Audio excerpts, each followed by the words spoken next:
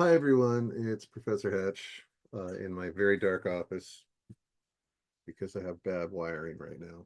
All right, I want to talk about how to write good analysis. So if you recall from the basic essay structure page, every body paragraph needs five things. You need a topic sentence. You need context, or you need to set up the quote somehow, give it a little background information. Give your evidence or the quote. 99% of the time it's a quote, but sometimes it might be a paraphrase or a summary, doesn't matter. Topic sentence, context, evidence, and then analysis, and then a transition. I want to talk about the analysis part because, to be honest, it is the hardest part of writing an essay, as far as I am concerned. Um, to come up with the top, if you know what you're writing about, and I'm just going to go with my classic Donald Trump example, my three reasons: Donald Trump is an ineffective leader because of the border wall, kids in cages, and his divisive rhetoric. And this has been a long-standing example for my fake essay, which I'm sure there's all new reasons now that we're in a second administration, but that's beside the point. So if we're writing a topic sentence, then literally one reason Donald Trump is an ineffective leader is because of the kids in cages thing. Another reason Donald Trump is an ineffective leader is because of his weird need to build a border wall. See, those, I mean, could those be done better? Yes, but it doesn't matter because getting this stupid thing written as fast as possible is the important part. Same with a transition.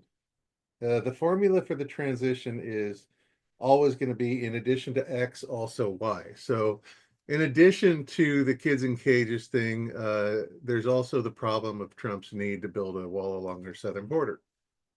There's a transition. The topic sentences and the transitions practically write themselves if you stick to that formula, which there's nothing wrong with sticking to a formula, especially not for a class, especially not for a general ed class.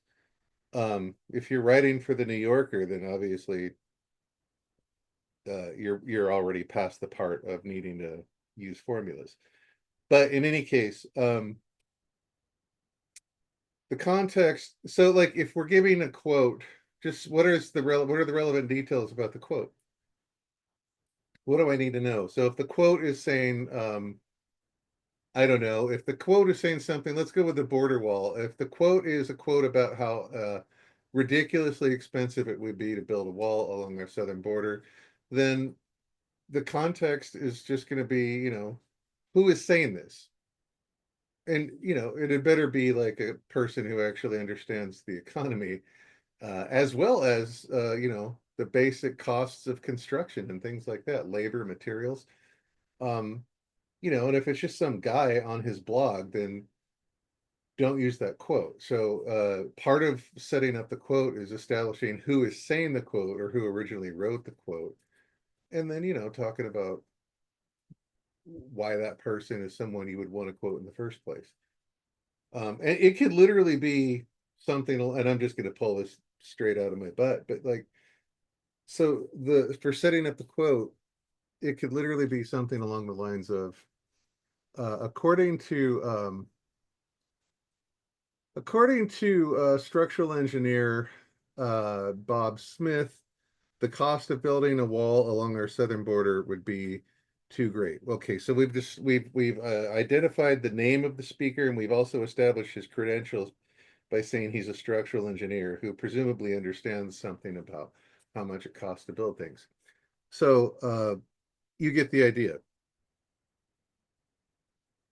Topic sentence example, transition example.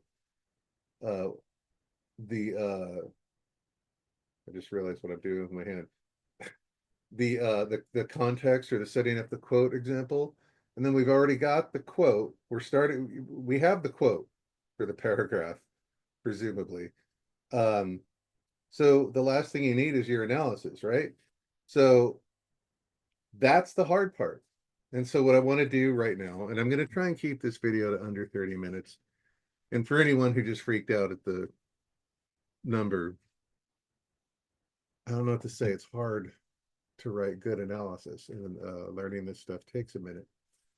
teaching this stuff takes a minute. So I'm going to share my screen so that we're looking at the same Microsoft document, which I will upload and make available to the page that you are watching this video on.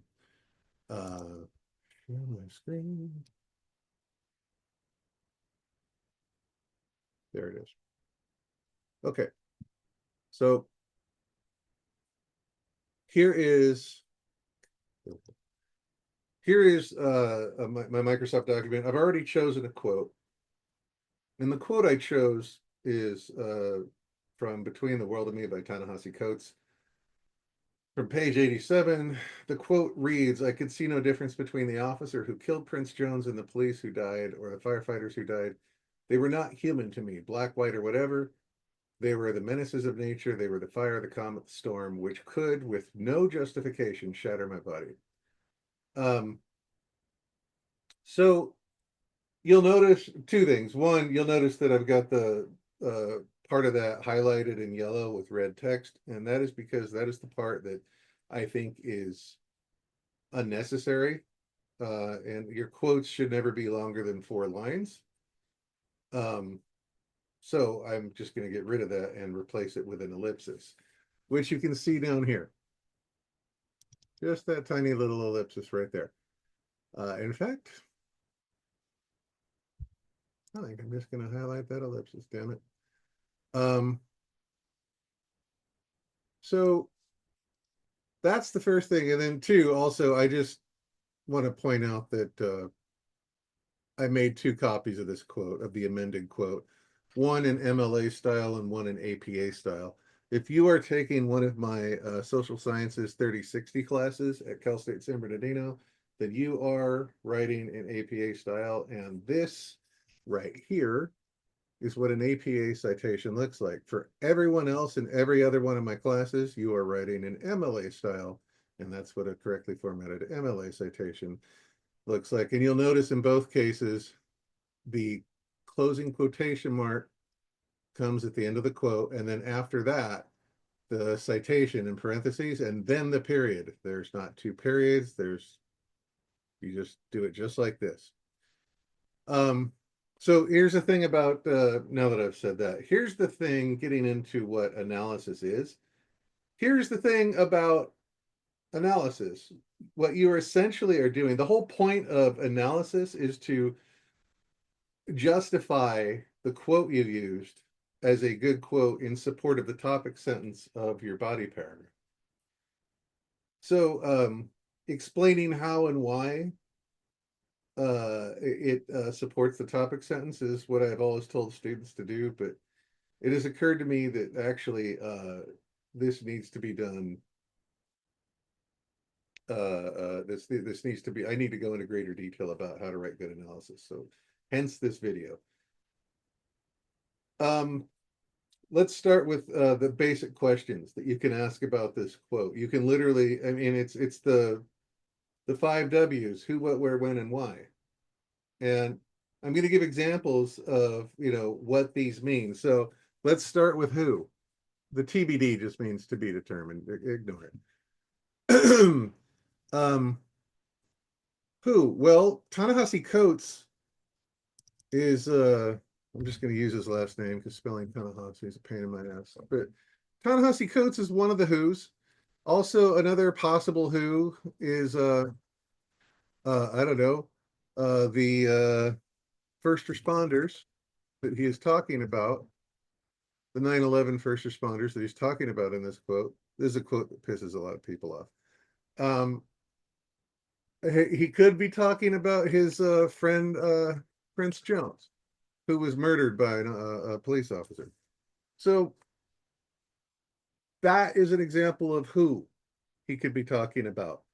So just what are all the possibilities for who? I mean, you could also, who is he talking to? He's talking to the American people. So I suppose we could throw that in there, but I'm going to stick with these 3.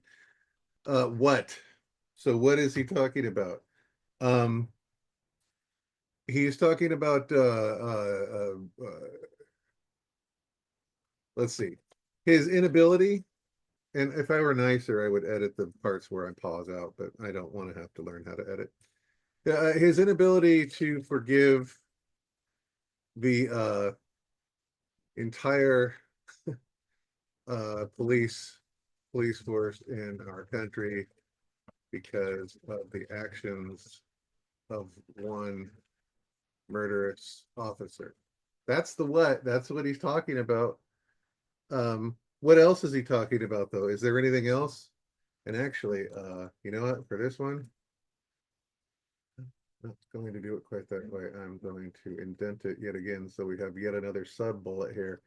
Um, what else could he be talking about? He could be talking about how for people who aren't white, um, police officers are a serious threat to their physical safety and or their lives. And you know, I suppose for people who are white as well, but to a much greater extent to people who are not white. That's one of the things he's talking about. That's enough. We don't need to go into more. These are very good. I mean, there's no question that he's talking about both of these things with this quote. So what's the where? And does the where even matter? And the answer is maybe. I don't know.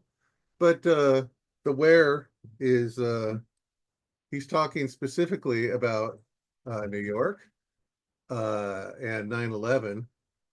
Um, and I think I'm going to leave it with, well, I'm going to say New York slash America. And then for the when. So he's he's talking about 9/11 first responders. So this is uh, first responders. So this um,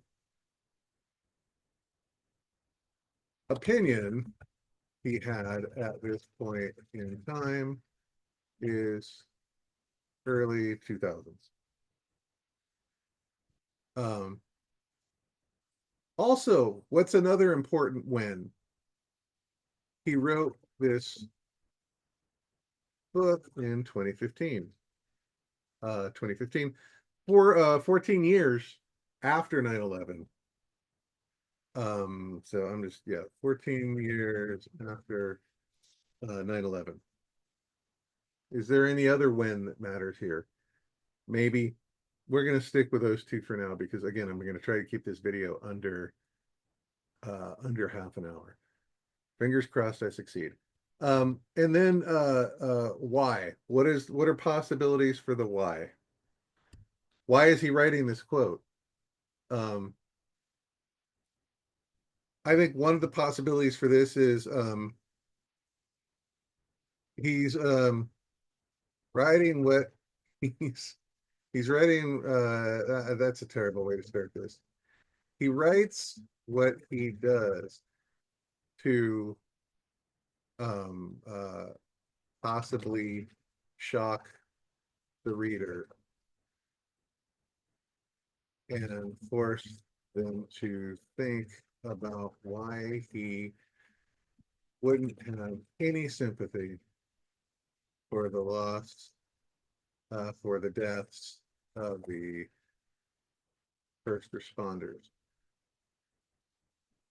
Okay.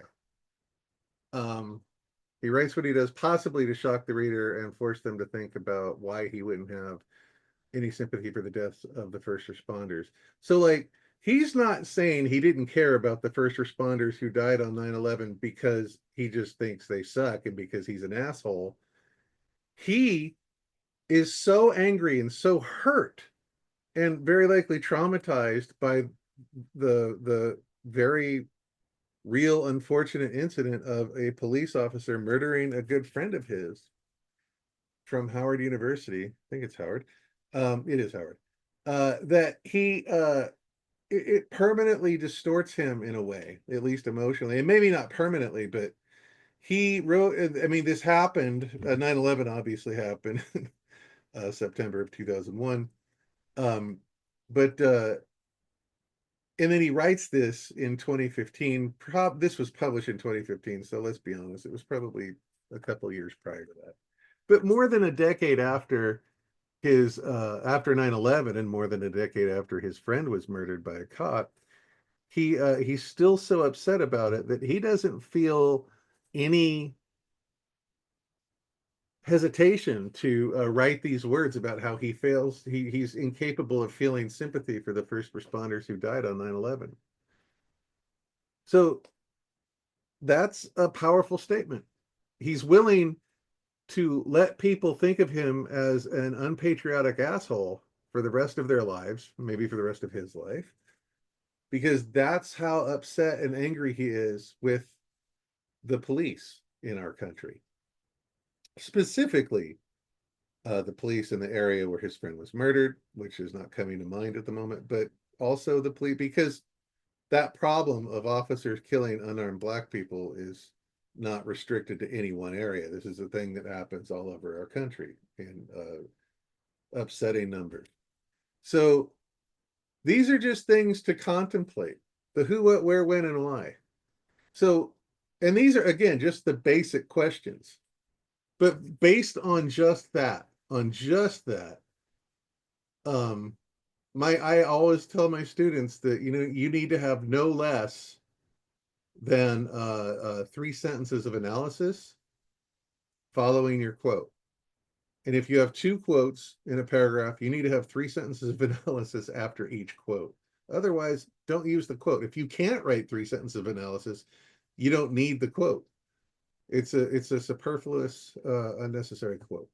So based on just this stuff that I've got up here, uh, let's go down here. Um, let's see. Analysis, um, written for the body paragraph. Do I even need that in parentheses? I don't think I do. All right, analysis written for the body paragraph.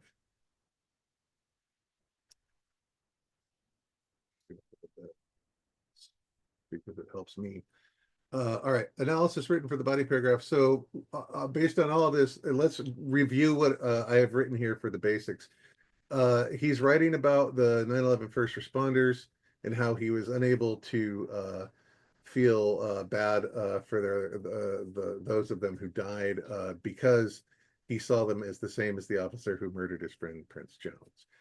His inability to forgive the entire police force. He's writing about his inability to forgive the entire police force in our country. Blah blah blah blah blah. Where did this take place? New York, America. The America part is definitely relevant, but I don't know if we need to talk about it in this body paragraph. Um, he is writing about this. I mean, he felt this way very shortly. 9/11 was very shortly after his friend was murdered, but even more than a decade after that, his emotions are still raw. So, and then he's doing this very likely to shock the reader into considering why he would say something as horrible as not feeling bad for the first responders who died on 9/11. All right. Now, everything I've just said is easily three sentences. So I'm just going to I'm literally just going to pull again, just off the top of my head. Um, and I'm not going to write in all caps. In writing this quote, in writing this, we don't need to say quote. In writing this, Coates is very likely trying to shock the reader into uh, one, shock the reader with his, I don't know, bold words and force them to consider why he would say such a thing. When his friend, when his friend, Prince Jones, was murdered by a police officer, um, Coates's emotional response to that was severe, to say the least. Um, let's see. So 9/11 slash 11 happened not too long. I honestly don't remember the years, and it doesn't matter. Not too long after his friend was murdered, and at the time of uh, terror attack, Coates was still emotionally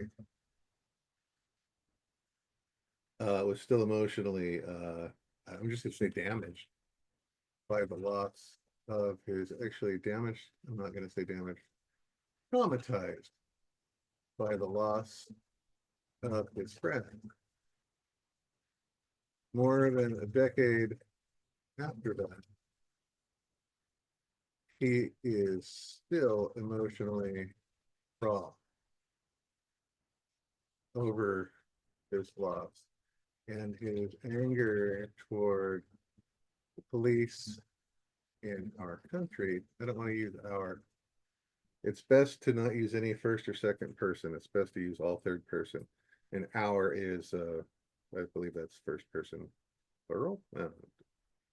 Honestly, I don't care enough to look it up right now. More than a decade after that, he is still emotionally raw over this loss, and his anger toward the police the United States is visceral. Ceral. All right.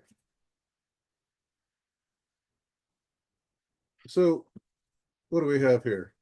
In writing this, Coates, I typed if, I meant is very likely trying to shock the reader with his bold words and force them to consider why he would say such a thing when his friend Prince Jones was murdered by a police officer. Coates's emotional response to that was severe, to say the least. That's the second sentence. 9/11 happened not too long after his friend was murdered, and at the time of the terror attack, Coates was still emotionally traumatized by the loss of his friend. Three sentences. More than a decade after that, he is still emotionally raw over this loss, and his anger toward the police in the United States is visceral. Um, and if you didn't want to use the word visceral and you didn't want to sound like a pretentious academic the way I do, you could just say Coates is still super pissed. Except don't write that for your final draft. Coates is still extremely angry. There you go. That's a professional way to phrase it for an academic essay. So that is the analysis right here that I just got from asking the basic questions: who, what, where, when, and why. And that is good analysis. I hate to sound arrogant like that, but if I've read analysis like this in an essay, I would be incredibly happy with it. Um, I don't know what to tell you. I'm good at writing. In any case, that sounds so arrogant. Those are the basics. However, we can also dig deeper. And I know that virtually 100% of my students are taking 3, 4, 5, 6 classes. They're also working on top of school. Many of them have family obligations on top of all that. So, like, I get that you might not have the time to dig deeper, and that's fine. But if you do, and or if you want to make the time to dig deeper because that's just who you are and you want to do it, so, what are some other questions that we could be asking about this quote? And like off the top of my head, it's not off the top of my head. This is something I've been thinking since I first read the book, and I talk about it in class. And if you're in one of the classes where I teach this book, maybe you've already heard me say this. But um, here's a question: uh, Isn't the intolerance that Coates shows for the uh, first responders who died on 9/11, uh, kind of similar to the intolerance that white supremacists showed toward people of color? And that's a question. So I'm going to put a question mark. So, and I'm not saying it's the same thinking, but Coates is so angry over the loss of his friend and so traumatized over the loss of his friend that he is unable to summon sympathy for the first responders who died on 9/11, who these people, and let's be honest, some of the first responders, there's no way they were all saints. A lot of people died that day. Um, some of the first responders, for all we know, were alcoholic parents who beat their kids or cheated on their wives or whatever. People are complicated. That's not the point, though. The point is they were first responders in the middle of a terror attack and they lost their lives that day. They are, in my opinion anyway, objectively heroes for running in and doing their best to help people. Even if they were asshole fathers or drunks or whatever. Um, Even if some of the police who died that day were known to harass people of color, they acted heroically on that day. Life and people are incredibly complicated, sometimes incomprehensible. Um, in any case, so I'm not saying it's the same thinking as the thinking that you see from bigots who just for whatever reason don't, let's use the word hate, who hate people of color. Like, isn't there a similarity there though? There's an intolerance. Coates is holding one entire group personally responsible for the actions of one individual who was a part of that larger group. And isn't that very similar? Like, I don't know, hypothetically speaking, if someone broke into my house and stole, I don't know what the hell they'd steal. I don't have that much money. I guess they could steal my TV. Mostly I've just got a bunch of books here. But like, if someone broke into my house and they stole my TV and maybe my computers, like, and I found out later that that person was black, and that, and then I decided, well, all black people are untrustworthy because this one person ripped me off. Like, I think that's pretty clearly fallacious thinking. Fallacious as in logical fallacy, right? I mean, uh, uh, that sort of thinking is stupid. So, isn't there a similarity between that and what Coates is doing with all police officers in this country? And he's even lumping in firefighters who sort of famously don't kill unarmed black people. Um, so yeah, I feel like that's a fair question to ask about Coates. Now, how would you use that question? And it's the answer to that question that you're going to write about if you choose to include it in your analysis. So like you wouldn't necessarily want to, first of all, you never ask a question when you're writing an essay for school. No questions.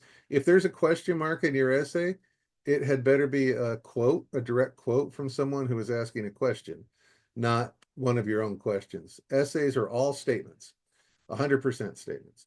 But, and also, I'm not saying that you should like necessarily write this. This is a fair question to ask. I don't know if I was writing a paper, if I would want to just say, isn't this the same as racism?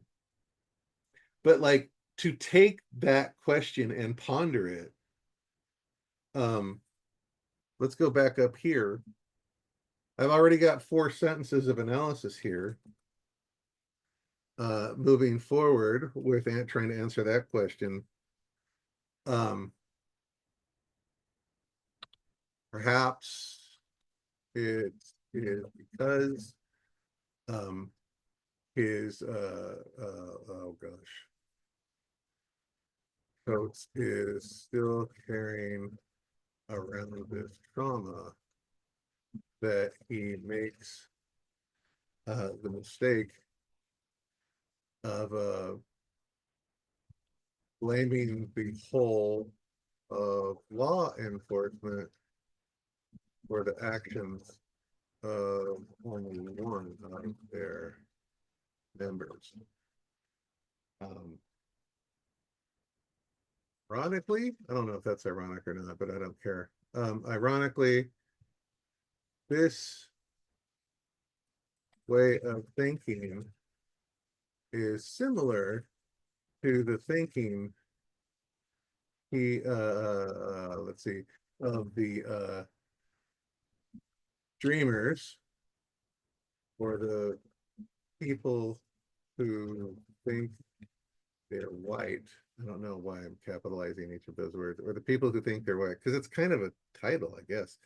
Anyway, ironically, this way of thinking is similar to the thinking of the dreamers, or the people who think they're white, that he criticizes, CIZES, that he criticizes so frequently throughout his book. There. Now you've got 6 sentences of analysis, and all of that was achieved by asking these questions.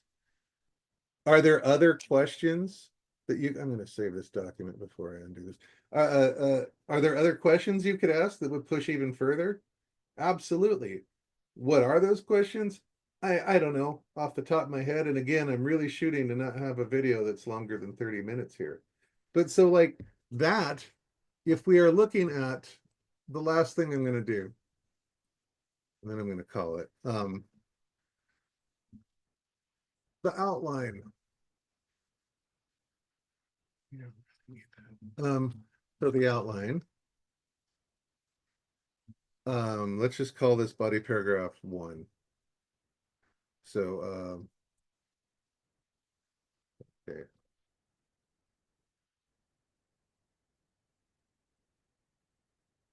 Body 1, body 1, yeah, we'll call it body 1. um what does every body paragraph need? You need a topic sentence, you need context slash set up quote, you need evidence, analysis, and finally you need a transition. And if this is body paragraph 1, you definitely have need of a transition. If this were the last body paragraph and you were going into the conclusion, you would not have to bother with a transition. So I'm going to take the quote. I'm just going to use the APA quote. I'm going to take the quote here. Actually, I can already tell that that's going to cause a problem with the outline. There we go. I'm going to take the quote and I'm going to put it here under evidence. There's your evidence. Yay. Also, um, just for consistency in color coding, I guess. In any case, I'm only highlighting the ellipsis to show that that's the red text that I edited out from the very top of this document.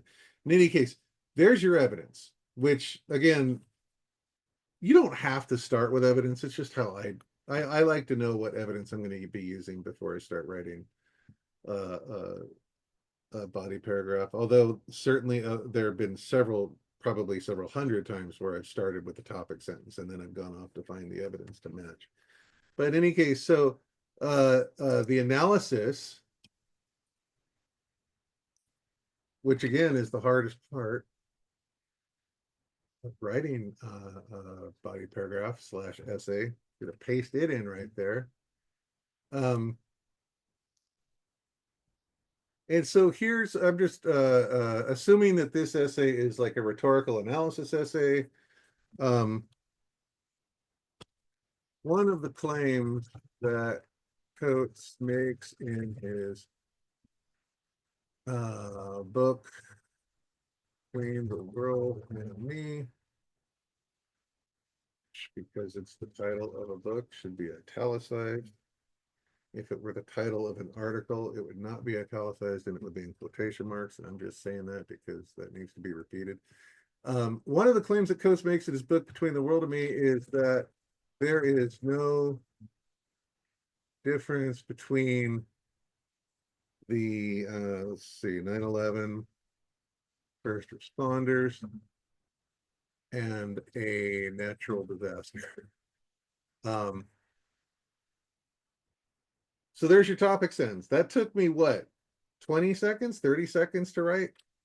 Barely had to think. And that right there is why analysis is such a pain in the ass. You're not writing the quote, obviously, you're quoting someone else's words. So all you have to do with a quote is determine whether or not you can use it to make the point you're trying to make. The analysis, I don't know how long that took. I'm just going to say 5-10 minutes versus less than a minute to come up with that topic sentence. So now setting up the quote. Um, After the terror attack of 9/11, Coates confesses he is unable to feel sympathy, PATHY, or remorse for the first responders who died on that day. Again, less than a minute it took me to write the context there. So we've got the topic sentence, we've got we got the topic sentence, the context, the quote is already, we already had ready to go, the analysis, which we've already talked about. So finally, the transition. Um, in addition to this claim, in addition to this claim,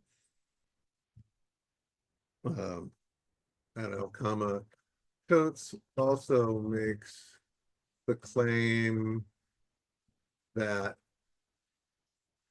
blank. I'm not going to waste your time. I'm not going to try to think of it. It doesn't matter. Now, one other thing I want to say here is if this is actually a proper rhetorical analysis essay, which for some of you it absolutely will be, if this is a proper rhetorical analysis essay, then there's one thing that you have not done, that I have not done with this body paragraph, which is to identify whether or not Coates is making an emotional appeal, a logical appeal, or appealing to his, his credentials, his credibility. He's talking about how he feels about first responders after the murder of his friend. I think this is clearly an emotional appeal, or pathos. So, and then the second thing that you need to be doing is saying, whether or not this weakens or strengthens his overall argument in the book. Now, I'm not going to do that for this video because I'm making this video for more than one class because I'm lazy. And I don't want to get into the weeds on that one. But for those of you who are writing a rhetorical analysis about this passage, these 2 pages of Coates's book, you would do that. The topic sentence could change a little bit to something like this. I will do this part. Coates, let's see, Coates makes excellent use of pathos. You don't have to capitalize it. In his book when he claims that, wait real quick. And when he in his book, and then we'll paste that. When he claims that, there we go. There's no difference between the 9/11 first responders and a natural disaster. So you're identifying, if you're actually writing this for a rhetorical analysis essay, which I do make a lot of you write, you are identifying in the topic sentence that he is making use of pathos with this. And then down here, I just want to point out, I have already used words like emotionally traumatized, emotionally raw. So that pathos is an appeal to the emotions. I've already used the code words for pathos. So we've already written, I have already written, you know what? I'll give you credit. Screw it. We have already written this analysis that is showing how, with this quote, he is making an emotional appeal. We're talking about how he is traumatized by the loss of his friend, and by talking about things in this way, he is trying to persuade us to see things from his point of view using pathos. The thing that we've left out of the analysis, and it is the analysis where you would write this, is whether or not this strengthens or weakens the overall point of his book, which I am not going to get into because that's a separate video, and this video has gone on long enough. But there. Uh, we asked these basic questions. We came up with 4 sentences of analysis. We asked one other question that pushed past the surface level, got another 2 sentences of analysis. What is this? Coase is very likely to. Sometimes I hate the spell check. In any case, we have 6 sentences of pretty quality analysis by just asking those questions. And that's my whole point. I'm going to stop my screen share. That's my whole point is you write good analysis by asking questions, and the better the questions you ask, the better your analysis will be. And if you don't have the time, you don't have the time. So just cover the basics. Also, one last thing I want to say before I cut this off. Do I expect you to, for every quote, to write down this list of questions and then start answering them like I did? Absolutely not. I mean, if you need to, so myself, I think better when I'm writing. That's just how my brain works. Um, but also, I know that y'all don't have a whole lot of time. So, what I do expect is for you to be thinking about these questions and trying to answer them in your head as you are writing your outline slash rough drafts. It is especially during the rough draft where you have to put in your analysis. And that is when one of the reasons that I don't include the analysis in the rough draft assignments is because that actually takes time. So once you've gotten all the stuff that you can do super fast and easy in the outline, then when you're filling in the rest of the outline to turn into a rough draft, that's when you should be asking these questions. It is fine to be asking yourself these questions just in your head as you write, and it's fine to answer them as you write. If that doesn't work for you, then you need to do what I just did or something similar to it. Maybe you need to draw a picture. I don't know. All of our brains work differently. But yeah, I don't expect you to go through what I just did or to invest the time doing what I just did, because again, I know your time is limited. But this process, whether you write it out or draw a picture or just think it in your head as you're typing, is how you write good analysis. And good analysis is arguably the most crucial part of every essay because it is what you think and it's why you think it. And ultimately, I'm not going to speak for all your professors in college, but for me, what you think and why you think it, that's what I want to know. That's the part of you. All the rest of the stuff. And the reason that some people like, they'll like just give me crappy summary for analysis. I don't need that. I've read the book. And even if I haven't read the book, I go read a Wikipedia article about it or whatever Cliff's Notes or whatever the hell it's called these days. I'm looking for what you think. So that's why writing the analysis is so crucial. And it's also why it's the hardest part of writing an essay. All right, I'm going to stop. This is almost certainly more than half an hour, and I apologize for that, but it's important. And I really hope that you put in the time to watch this video. I will talk to you in class. Bye.